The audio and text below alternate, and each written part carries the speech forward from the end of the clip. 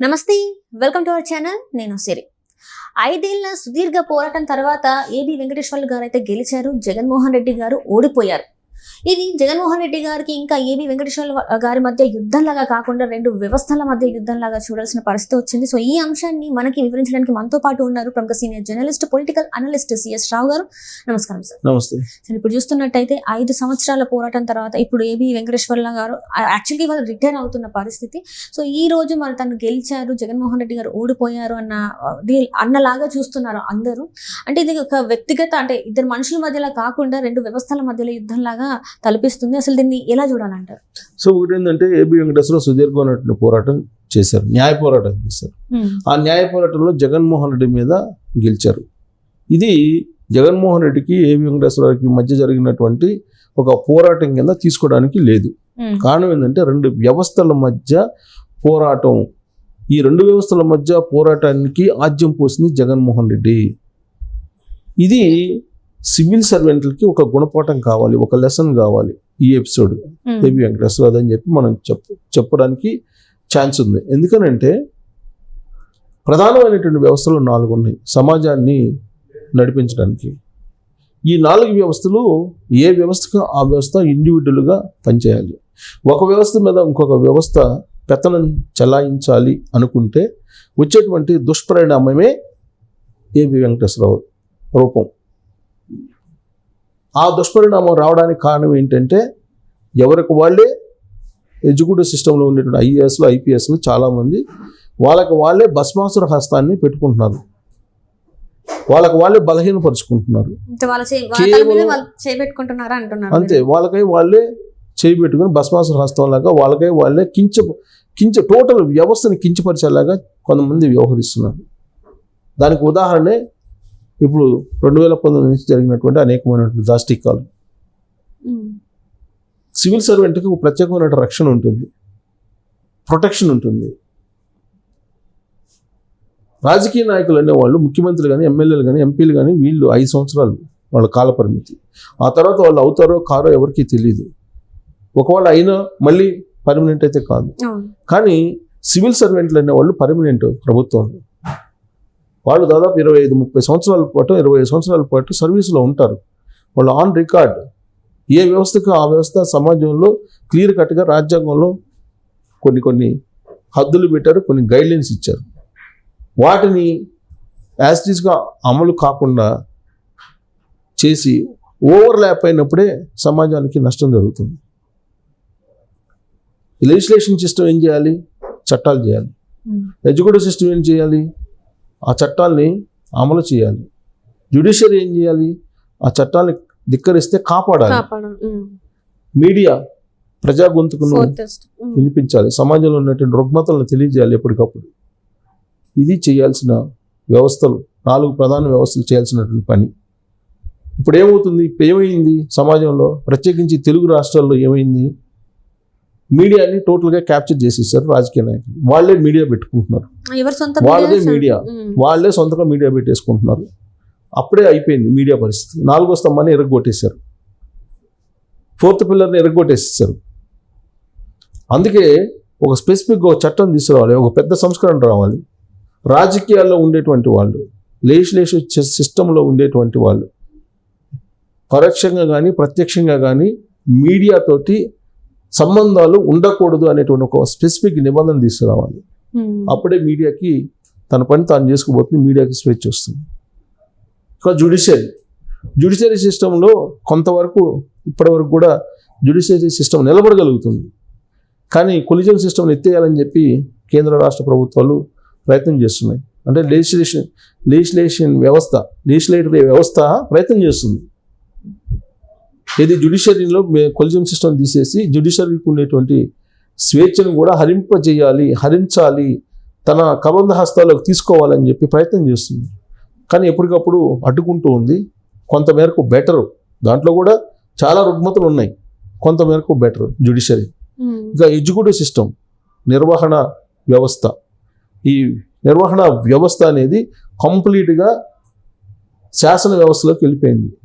తెలుగులో చెప్పాలంటే శాసన, నిర్వహణ, న్యాయ, మీడియా, ఈ తెలుగులో. సో ఇప్పుడు శాసన నిర్వహణ వ్యవస్థని కంప్లీట్గా శాసన వ్యవస్థ మింగేసింది 2019 నుంచి ఇప్పుడు దాకా చూస్తే.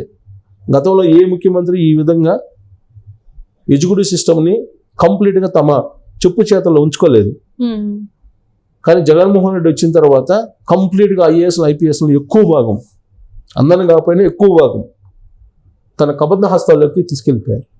ఏ స్థాయిలో తీసుకెళ్లారంటే ఒక ఐఏఎస్ మారువేషంలో వచ్చి ప్రతిపక్ష నేతగా ఉన్నటువంటి చంద్రబాబు నాయుడు దగ్గరికి వచ్చి తనను చంపేస్తారు, చంపేసే అవకాశం ఉందని చెప్పి భయపడే పరిస్థితి తీసుకొచ్చారని అంటే ఏ స్థాయిలో ఎడ్యుకేటివ్ సిస్టమ్ని కిల్ చేసేసారు అని చెప్పి అర్థమవుతుంది.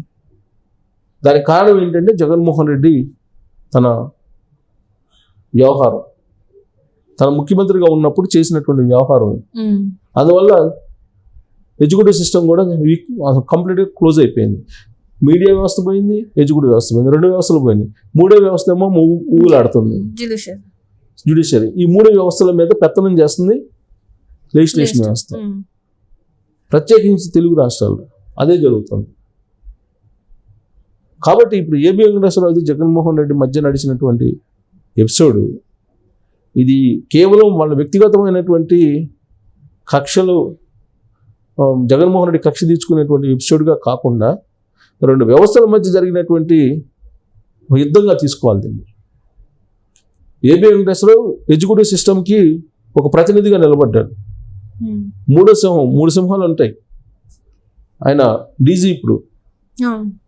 సో ఆయన 3 సింహాలు ఉంటాయి. అంటే సివిల్ సర్వెంట్కి ఎవరికైనా 3 సింహాలు ఉంటాయి. ఐపీఎస్ అంటే 3 సింహాలు, అది ఒక గర్వకారణం.